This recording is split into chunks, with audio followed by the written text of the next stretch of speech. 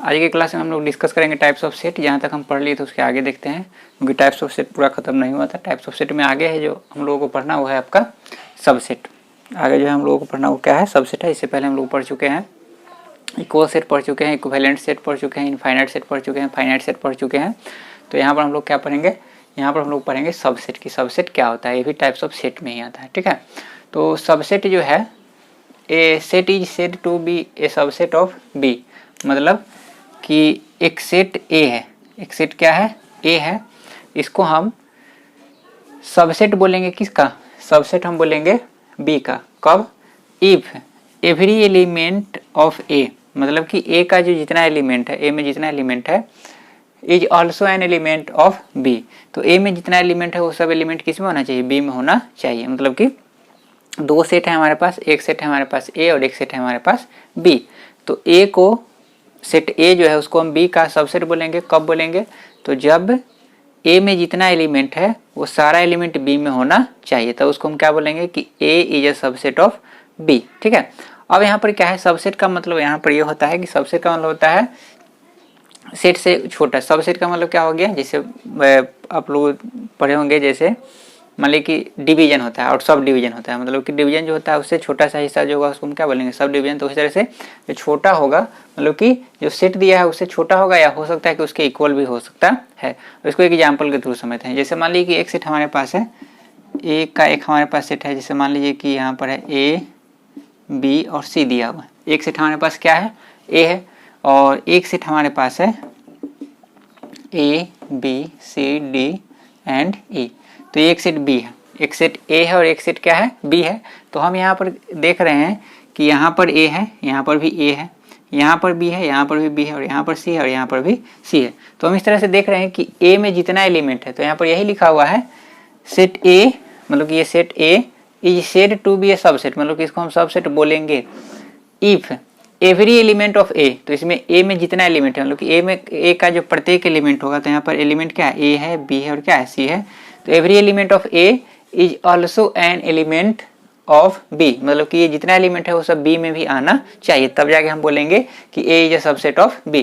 तो हम यहाँ पे देख रहे हैं कि यहाँ पर तीन एलिमेंट है, ए बी एंड सी। तो ये तीनों एलिमेंट बी में भी लाइज कर रहा है, ए बी एंड सी, मतलब कि बी में भी एग्जिस्ट कर रहा है। तो यहाँ पर हम क्या बोलेंगे, तो यहाँ पर हम बोलेंगे कि A is a subset of, A is a subset of B, मतलब कि ए जो हो गया वो बी का क्या हो गया, सबसेट हो गया।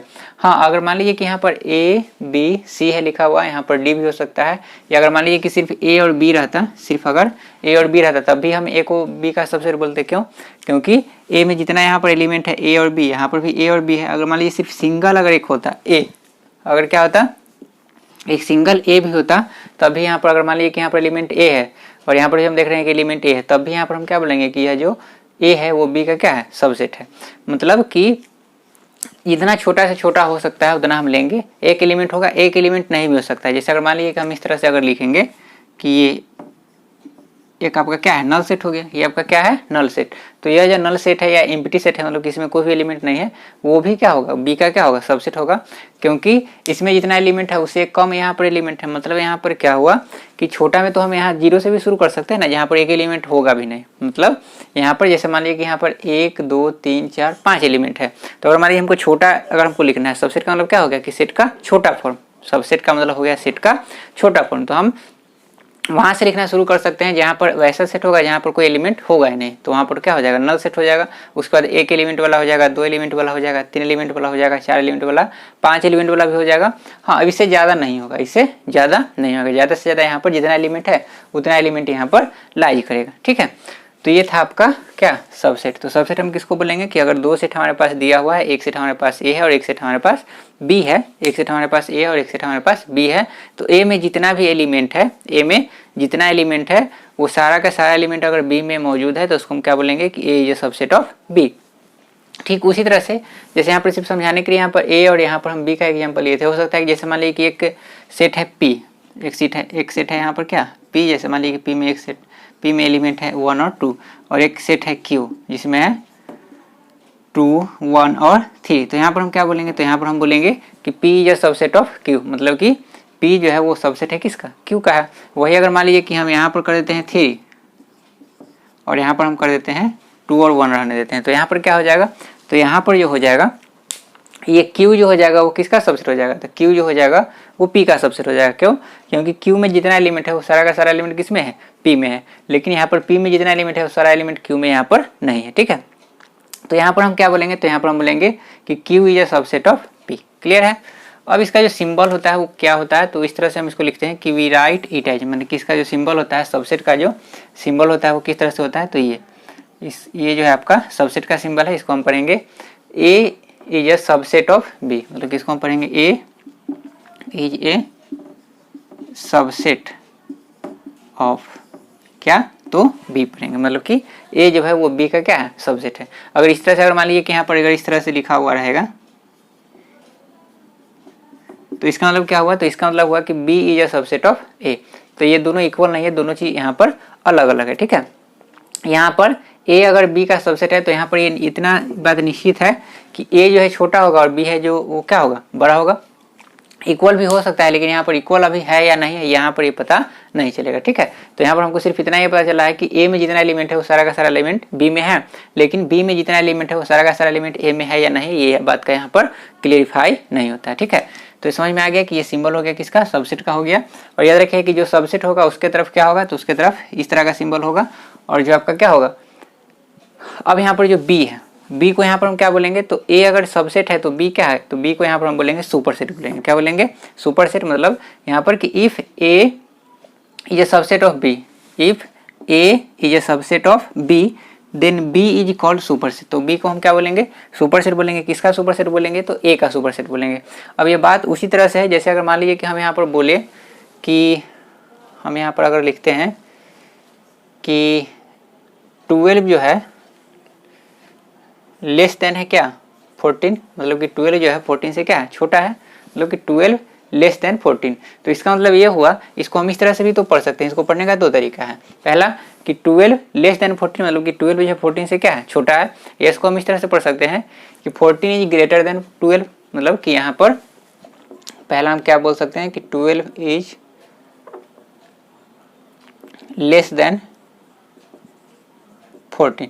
फर्स्ट स्टेटमेंट हो गया, तो ये भी स्टेटमेंट सही है। क्यों, क्योंकि यहाँ पर जो लिखा हुआ है 12 इज लेस देन, तो 12 जो है आपका छोटा होता है किससे, 14 से। या इसी को हम इस तरह से पढ़ सकते हैं कि 14 इज ग्रेटर देन 12, मतलब कि 14 जो है वो 12 से क्या होता है, बड़ा। तो यहाँ पर ये दोनों स्टेटमेंट सही है। तो ठीक उसी तरह से यहाँ पर हम क्या पढ़ सकते हैं कि A अगर B का क्या है, सबसेट है, मतलब कि A जो है वो B का क्या है, सबसेट है, तो B को हम क्या बोलेंगे, तो B को हम बोलेंगे सुपरसेट। क्या बोलेंगे, सुपरसेट, कि B जो है वो क्या है, सुपरसेट है। मतलब कि A अगर छोटा है B से, इसका मतलब ये हुआ कि B जो है वो A से क्या है, बड़ा है। ठीक है, तो उसी तरह से यहाँ पर है कि A अगर B का क्या है, सबसेट है, इसका मतलब कि B जो है A का क्या है, सुपरसेट है। और तो यहाँ पर हम लिखें if A is subset of B then B is called superset. तो B को हम क्या बोलेंगे, तो B को हम बोलेंगे सुपरसेट, और ये को हम क्या बोलेंगे, सबसेट बोलेंगे। तो B जो हो गया सुपरसेट हो गया किसका, A का। अब इस तरह से हम इसको हम किस तरह से रिप्रेजेंट करेंगे, तो B is superset of A, मतलब कि B जो है वो A का क्या है, सुपरसेट है। अच्छा, ये सिंबल अगर हम नहीं दे करके, ये भी सिंबल सही है, ठीक है ना, ये सिंबल अगर नहीं देके सिर्फ यही सिंबल अगर हम लिखेंगे तो ये भी आपका क्या है, ये भी सही है। इसका मतलब ये भी तो ये हुआ कि अगर मान लीजिए कि A सबसेट है किसका, B का, तो इसका मतलब क्या है कि B जो है सुपरसेट है A का। तो यहाँ पर हम ये भी सिंबल से रिप्रेजेंट कर सकते हैं। ये ऐसा सिंबल बहुत कम जगह लिखा हुआ मिलेगा। अगर मान लीजिए सिर्फ यही अगर लिखा है तो इसी से हमको पता चल जाएगा कि A जो है यहाँ पर क्या है, सबसेट है, और B जो है यहाँ पर क्या है, सुपरसेट है। क्लियर है, मतलब कि सुपरसेट की तरफ ये दोनों मुंह जो है खुला हुआ होना चाहिए। कभी कभी क्या होता है कि दोनों इक्वल भी होता है, तो इक्वल कब होता है, जब हम आगे पढ़ेंगे तब डिस्कस करेंगे। ठीक है, तो ये सुपरसेट समझ में आ गया होगा कि सबसेट जो होता है वो क्या होता है। तो अगर A में जितना एलिमेंट है वो सारा का सारा एलिमेंट अगर B में अगर लाइज कर रहा है, मतलब एग्जिस्ट कर रहा है, तो उसको हम क्या बोलेंगे कि A जो है सुपरसेट है B का। इससे सबसेट से ये पता हमको नहीं चलता है, सबसेट से हमको ये पता नहीं चलता है कि A में जितना एलिमेंट है वो सारा का सारा एलिमेंट B में तो है, इतना तो हमको पता है, लेकिन क्या B में जितना एलिमेंट है वो सारा का सारा एलिमेंट A में है या नहीं है, इस बात का क्लियरिफाई यहाँ से हमको नहीं होता है। किससे, सबसेट से नहीं होता है। ठीक है, तो वो कहाँ पर होगा, तो वो होगा आगे प्रॉपर सबसेट में, तो उसको भी आगे हम डिस्कस करेंगे। सुपरसेट में हम क्या बताएं, तो सुपरसेट में हम बताएं कि अगर A जो है, A का जितना एलिमेंट है वो सारा का सारा एलिमेंट अगर B में है, तो A को हम क्या बोलेंगे, सबसेट बोलेंगे। तो B को क्या बोलेंगे, तो B को हम वहाँ पर बोलेंगे सुपरसेट। तो ये क्लियर हो गया। नेक्स्ट है आपका प्रॉपर सबसेट। क्या है? Proper subset. तो प्रॉपर सबसेट हम किसको बोलेंगे? तो लिखा हुआ है if A is subset of B, if A is a subset of B and A is not equal to B. A is not equal to B का मतलब क्या हुआ कि ए और बी आपस में बराबर नहीं है, मतलब कि ए और बी यहाँ पर इक्वल सेट नहीं है। इक्वल सेट आपको पता है, इक्वल सेट हम वैसे सेट को बोलते हैं जिसमें नंबर ऑफ एलिमेंट सेम होना चाहिए। नंबर ऑफ एलिमेंट क्या होना चाहिए? सेम होना चाहिए। मतलब कि ए में अगर 6 एलिमेंट है तो बी में भी 6 एलिमेंट होना चाहिए, और जो जो एलिमेंट ए में है वही सब एलिमेंट बी में भी होना चाहिए। मतलब कि दोनों का एलिमेंट और दोनों का नंबर ऑफ एलिमेंट दोनों सेम वहाँ पर होना चाहिए, तब उसको हम क्या बोलते हैं? इक्वल सेट बोलते हैं। तो यहाँ पर क्या लिखा हुआ है? If A is a subset of B and A is not equal to B. A is not equal to B का मतलब क्या हुआ? A is not equal to B का मतलब हुआ कि ए जो होगा छोटा होगा और बी जो होगा आपका क्या होगा? बड़ा होगा।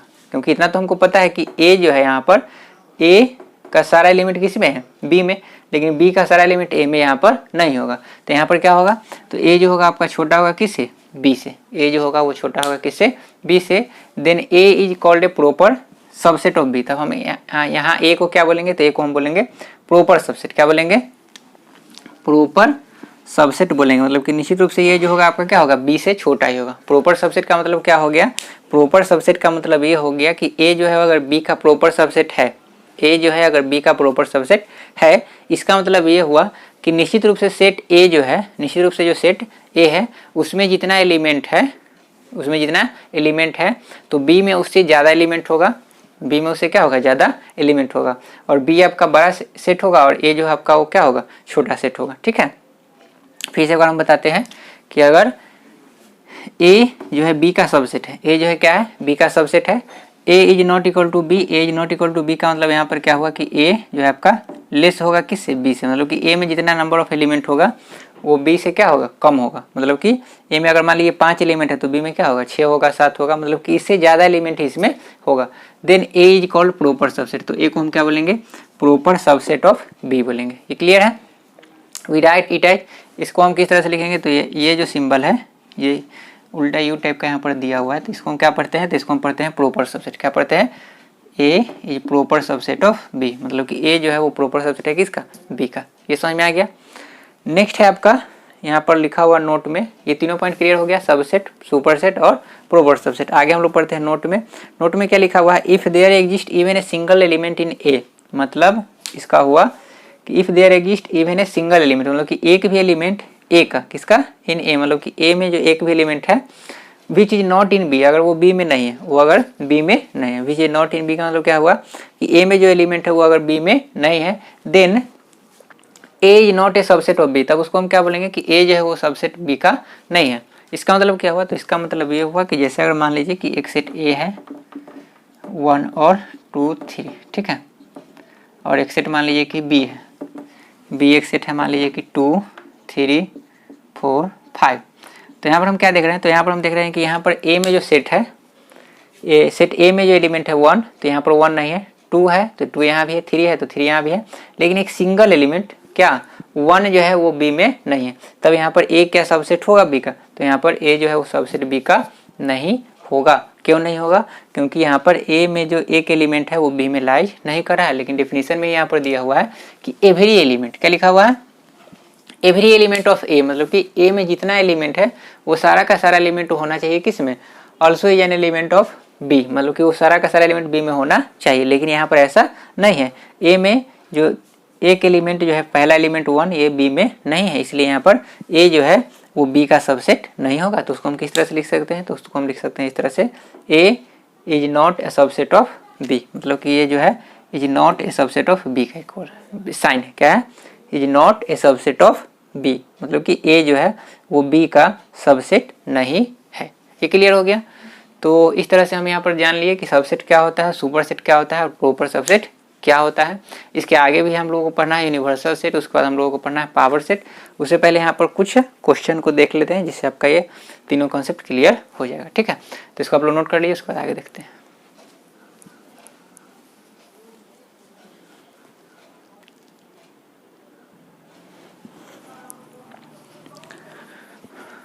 कुछ एग्जाम्पल देखते हैं जिससे आपका कंसेप्ट और क्लियर हो जाएगा। तो सबसे पहला एग्जाम्पल यहाँ पर दिया हुआ है, मतलब कि हमको यहाँ पर तीनों एग्जाम्पल में क्या करना है, तो हमको यहाँ पर बताना है कि कौन किसका सबसेट है, कौन किसका प्रॉपर सबसेट है या कौन किसका सबसेट नहीं है।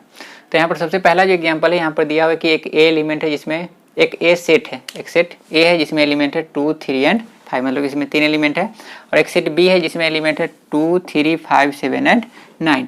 तो यहाँ पर अगर हम देखें कि यहाँ पर ए में जो एलिमेंट है 2 तो बी में भी 2 है, यहाँ पर 3 है तो यहाँ पर बी में भी 3 है, ए में 5 है तो यहाँ पर बी में भी 5 है। तो यहाँ पर हम देख रहे हैं कि ए में जितना एलिमेंट है वो सारा का सारा एलिमेंट क्या है, बी में है। तो यहाँ पर हम लिखेंगे क्या, तो यहाँ पर हम लिखेंगे here element of set A is also an element of B, मतलब कि ए में जितना एलिमेंट है, एलिमेंट ऑफ सेट ए, मतलब कि सेट ए में जितना भी एलिमेंट है, also an element of B, मतलब कि वो सारा का सारा एलिमेंट किस में है, बी में है। तो हम यहाँ पर क्या लिखेंगे, एलिमेंट्स यहाँ पर लिख देते हैं, मतलब कि एक से ज़्यादा एलिमेंट है तो यहाँ पर एलिमेंट्स हम लिख दिए। तो elements of set A is also an elements of B, मतलब कि वो सारा का सारा एलिमेंट किस में है, बी में है। सो यहाँ पर हम क्या बोलेंगे कि A is subset of B, मतलब कि ए जो है वो बी का क्या हो गया, सबसेट हो गया। तो ए अगर बी का सबसेट है इसका मतलब कि बी जो है वो ए का क्या है, सुपर सेट है। बी ए अगर मान लीजिए कि बी का क्या है, सबसेट है, इसका मतलब कि बी जो है वो ए का क्या है, सुपर सेट है। ठीक है, तो यहाँ पर ए लिख दिए कि ए जो हो गया यहाँ पर क्या हो गया, बी का सबसेट हो गया। सेकेंड एग्जाम्पल देखते हैं। ए में यहाँ पर एलिमेंट है 1, 2, 3 एंड 4 और बी में यहाँ पर एलिमेंट है 2, 1, 3 एंड 4। तो यहाँ पर हम देख रहे हैं कि जितना एलिमेंट ए में है उतना ही एलिमेंट यहाँ पर क्या है, बी में है, मतलब कि यहाँ पर भी 4 एलिमेंट है, बी में भी यहाँ पर क्या है, 4 एलिमेंट है। उसके बाद यहाँ पर हम क्या देख रहे हैं, तो उसके बाद यहाँ पर हम देख रहे हैं कि जो जो एलिमेंट ए में है वही एलिमेंट, माने वो सब एलिमेंट क्या है, बी में है। अगर मान लीजिए यहाँ पर 1 है तो यहाँ पर भी 1 है, यहाँ पर 2 है तो यहाँ पर भी 2 है, यहाँ पर 3 है तो यहाँ भी 3 है, यहाँ पर 4 है तो यहाँ पर भी 4 है। तो यहाँ पर each and every element is of A is in B, मतलब कि जितना एलिमेंट ए में है, मतलब every elements of A in B, set of B, मतलब कि जितना एलिमेंट ए में है वो सेट बी में वो एलिमेंट है। तो यहाँ पर हम क्या लिखेंगे, तो यहाँ पर हम लिखेंगे here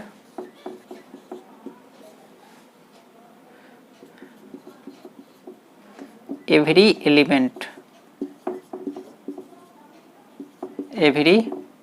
element of set A, every element of set A, मतलब कि जितना एलिमेंट है सेट ए का, is also and element of B, मतलब कि every element of set A का मतलब क्या होगा कि सेट ए में जितना एलिमेंट है is also and element of B, मतलब कि वो सारा एलिमेंट किस में है, बी में है। एंड यहाँ पर हम लगा देते हैं वाइस वर्सा।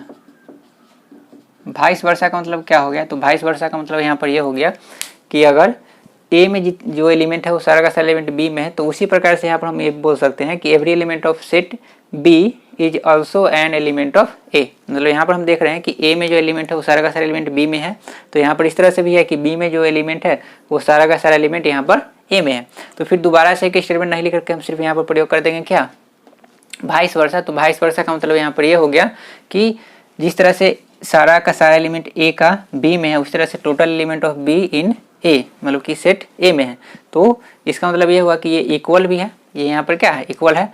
तो यहाँ पर भी क्या होगा, so A is subset of B and also, इसको हम क्या लिख सकते हैं, तो इसको हम इस तरह से लिख सकते हैं कि बी जो है वो सबसेट है किसका, ए का, मतलब कि यहाँ पर ए जो है सबसेट हो गया बी का और बी जो है सबसेट हो गया ए का। अब ऐसा यहाँ पर हम क्यों लिखें, तो ऐसा हम इसलिए यहाँ पर लिखे क्योंकि यहाँ पर हम देखें कि सारा का सारा एलिमेंट यहाँ पर भी क्या है, इक्वल है, मतलब कि यहाँ पर जो है, यहाँ पर ये सबसेट तो है लेकिन साथ में क्या है, यहाँ पर ये दोनों इक्वल सेट भी है। तो जब इक्वल सेट भी अगर आ जाएगा, मतलब इक्वल सेट का मतलब क्या है कि each and every element of A also and B element of B, मतलब कि जितना एलिमेंट ए में है उतना ही एलिमेंट यहाँ पर क्या है, बी में अगर होगा तो उसको हम यहाँ पर क्या बोलेंगे, तो वहाँ पर हम बोलेंगे कि ए जो है सबसेट हो गया बी का और बी जो हो गया वो सबसेट हो गया किसका, ए का हो गया।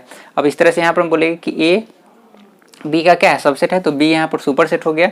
तो उसी तरह से यहाँ पर हम बोलेंगे क्या कि ए यहाँ पर सुपर सेट हो गया और बी जो यहाँ पर क्या है, सबसेट है। तो यहाँ पर इक्वल था, इसलिए यहाँ पर हम यहाँ इक्वल अगर होगा तभी वहाँ पर क्या होगा, सबसेट होगा। तो यहाँ पर क्या होगा, दोनों तरफ से होगा।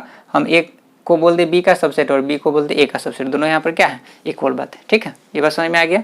और इस तरह से अगर होगा तो इसका मतलब क्या आप समझिए, hence set A is equal to B. अगर मान लीजिए कहीं पर अगर आपको दिया हुआ है A is a subset of B and B is a subset of A, तो इससे क्या रिजल्ट आता है, तो इससे रिजल्ट ये आता है कि सेट ए और सेट बी दोनों क्या है, इक्वल है। ये बात समझ में आ गया। नेक्स्ट देखते हैं हम, ए जो है दिया हुआ 1 और 2, मतलब कि एक सेट ए है जिसमें एलिमेंट है 1 एंड 2 एंड एक सेट बी है जिसमें एलिमेंट है 2, 3 एंड 5। तो यहाँ पर हमको बताना है कि ये सेट है, सबसेट है या प्रॉपर सेट है या सुपर सेट है या क्या है, हमको यहाँ पर देखना है। तो हम यहाँ पर देख रहे हैं कि ए में जो एलिमेंट है वो सारा एलिमेंट बी में नहीं है। यहाँ पर जो जैसे मान लिया कि 2 है तो 2 यहाँ पर है, लेकिन यहाँ पर 1 है तो यहाँ पर 1 नहीं है। तो यहाँ पर हम क्या लिखेंगे, here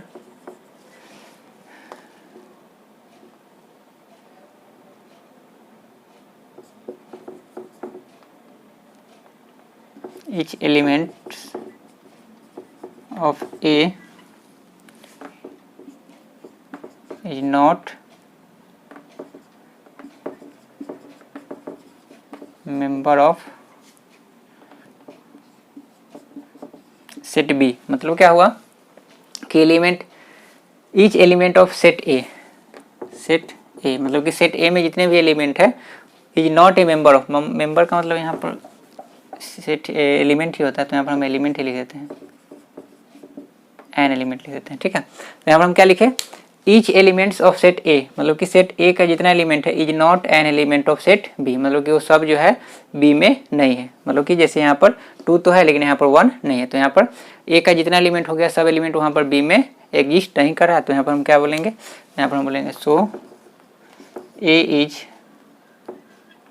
not a subset of B. तो क्या हो गया यहाँ पर, इसका मतलब हो गया कि A is not a subset of B।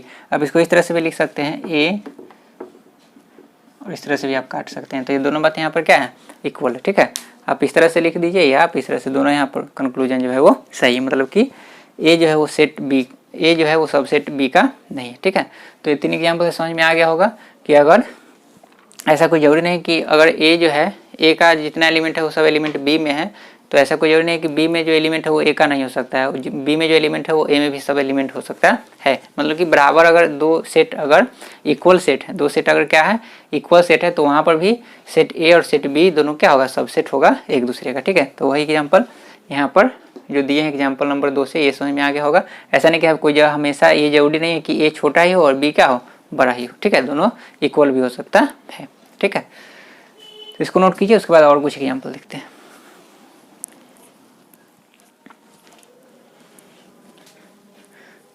कुछ और एग्जाम्पल देखते हैं। नेक्स्ट एग्जाम्पल है आपका कंक्लूड इट। एन जो है प्रॉपर सबसेट है किसका, डब्लू का। मतलब कि एन का मतलब यहाँ पर हो गया नेचुरल नंबर और डब्लू का मतलब यहाँ पर हो गया होल नंबर। तो यहाँ पर जो लिखा हुआ इससे क्या कंक्लूजन निकलेगा, तो देखिए यहाँ पर नेचुरल नंबर अगर हम लिखते हैं तो कहाँ से लिखते हैं, 1 2 3 4 इस तरह से ये इनफाइनाइट तक चला जाएगा। ठीक है, तो ये नेचुरल नंबर का सेट हो गया। होल नंबर का सेट अगर हम लिखेंगे तो क्या लिखेंगे, 0 1 2 3 4 इनफाइनाइट तक ही चला गया। ठीक है, तो इस तरह से हम यहाँ पर देखेंगे कि नेचुरल नंबर में जितना भी एलिमेंट है वो सारा का सारा एलिमेंट किस में है, होल नंबर में है, लेकिन होल नंबर का जितना एलिमेंट है वो सारा का सारा एलिमेंट यहाँ पर नेचुरल नंबर में नहीं है। मतलब कि एन जो है वो प्रॉपर सबसेट है डब्लू का, मतलब कि नेचुरल नंबर जो है प्रॉपर सबसेट है होल नंबर का। या इस तरह से बोलें कि नेचुरल नंबर जो है सबसेट है किसका, होल नंबर का। यहाँ पर सबसेट का ही प्रयोग कर सकते हैं, प्रॉपर सबसेट का ही प्रयोग कर सकते हैं। क्यों, क्योंकि जब अगर प्रॉपर सबसेट हो गया तो प्रॉपर सबसेट है तो वो सबसेट होगा ही होगा। प्रॉपर सबसेट अगर है तो प्रॉपर सबसेट है। इफ अगर कोई दो सेट अगर प्रॉपर सबसेट है, अगर मान लीजिए कि ए जो है बी का अगर प्रॉपर सबसेट है, इसका मतलब क्या हुआ, तो इसका मतलब ये हुआ कि ए तो सबसेट बी का होगा ही होगा। ठीक है, इससे दो बातें कंक्लूजन निकलता है। ठीक है, तो इस तरह से यहाँ पर अगर हम बोले कि एन जो है वो सबसेट है किसका, होल नंबर का, तो यहाँ से कंक्लूजन दूसरा क्या निकलेगा कि अगर मान लीजिए कि एन जो है होल नंबर का मतलब कि नेचुरल नंबर जो है होल नंबर का क्या है, प्रॉपर सबसेट है, प्रॉपर सबसेट है या सबसेट है। तो इससे दूसरा बात क्या है, तो इसी को हम इस तरह से लिख सकते हैं। तो हमको यहाँ पर पता हो गया कि जो है नेचुरल नंबर का सेट और होल नंबर का सेट यहाँ पर इक्वल नहीं हुआ, नेचुरल नंबर का सेट और होल नंबर का सेट यहाँ पर इक्वल नहीं हुआ। तो यहाँ पर हम क्या लिख सकते हैं, तो यहाँ पर हम लिख सकते हैं कि W मतलब कि होल नंबर जो होगा वो सबसेट नहीं होगा किसका, नेचुरल नंबर का, मतलब कि होल नंबर जो होगा वो नेचुरल नंबर का सबसेट नहीं होगा। फिर से एक बात समझते हैं, ठीक है। क्वेश्चन हमको यहाँ पर दिया हुआ था कंक्लूडेड, किससे क्या कंक्लूजन निकलता है।